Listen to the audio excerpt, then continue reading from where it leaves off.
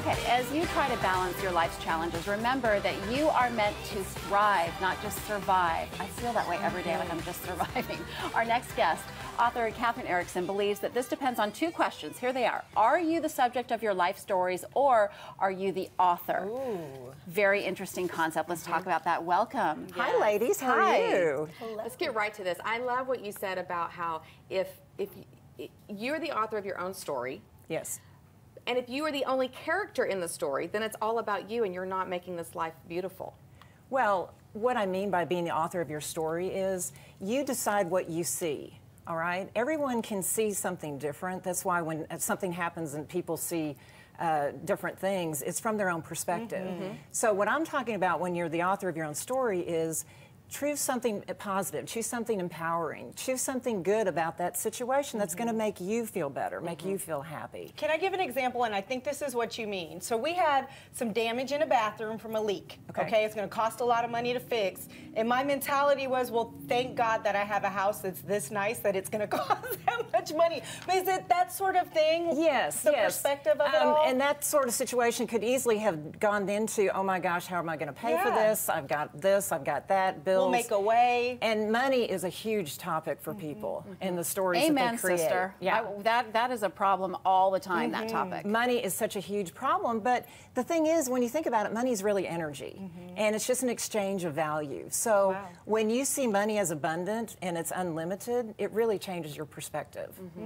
Let's talk about that first part I mentioned about writing your own story and you being the only character in your story. What does that mean? That means that everyone sees their life from their own perspective. It's like we're all sitting in a movie theater, a dark movie theater, watching our life on the screen. The only problem is you're the author, the creator, the director, the producer, and the star. But you look around, guess what? There's no one else in that movie theater. It's only you. So that's why people have trouble communicating, because you can have such different perspectives. How do you get past that? Because we're dealing with this in my house right now. Scott and I have very different perspectives about the same event or the same situation. How do you communicate that to each other? Right. That's a great question.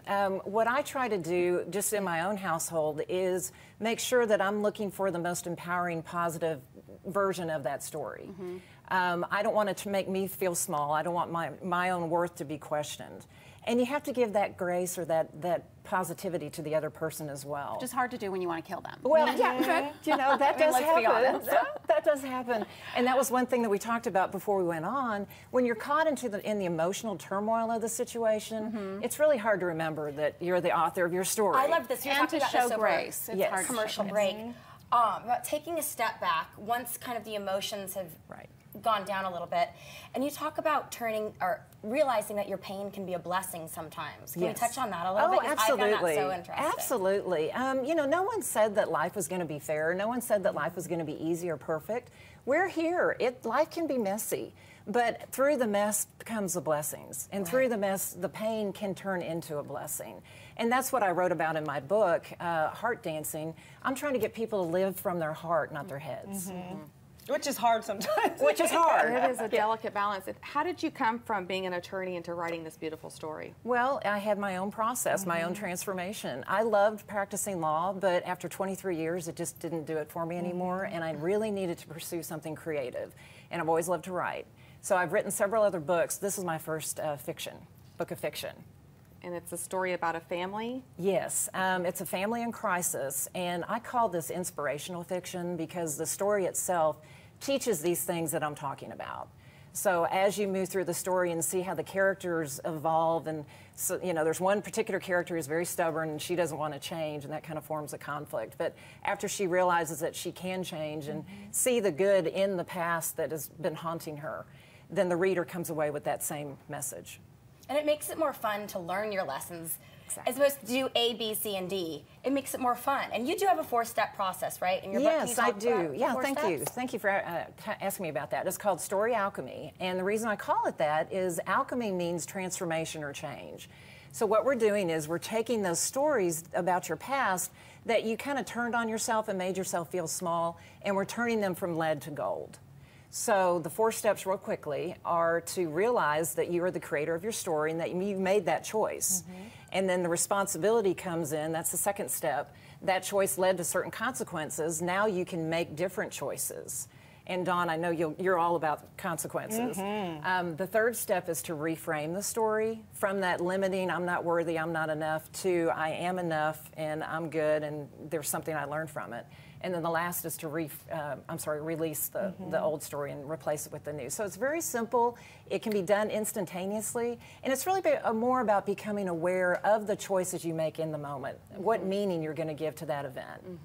And kind of being more glass half full than half empty. Exactly. Kind of like rewrite things that happened and have a positive outlook on it, right? Right, exactly. The glass is both, half full and half empty, but we have a choice as to which one we see. You know what's been fun is talking to a 6-year-old when you need to make these decisions because they're not jaded by life. Exactly. And I said something to my daughter and she goes, Mommy, just quit. You know, it was so simple in her, just quit. She was right, you know? Yeah, children have an honesty and a realness about them that as adults we try to get back to. Yes, for Well, sure. I love all about Thank making you. choices Thank you so and all much. that good stuff and being responsible for those. You can get more tips like these when you tune into Kathryn's The Heart Dancing Radio Show, which can be found on awakenedradio.net. It's every Thursday night at 9 p.m. You can also pick up a copy of her book, Heart Dancing, A Story Alchemy Adventure, at Amazon, on Kindle, and on Barnes & Noble's website. Lots of great places for you to pick this up. All right, when the broadcast returns, we're talking with the best-selling author Michael Connelly and actor Titus Welliver about their latest project and where you can see it. Stick around.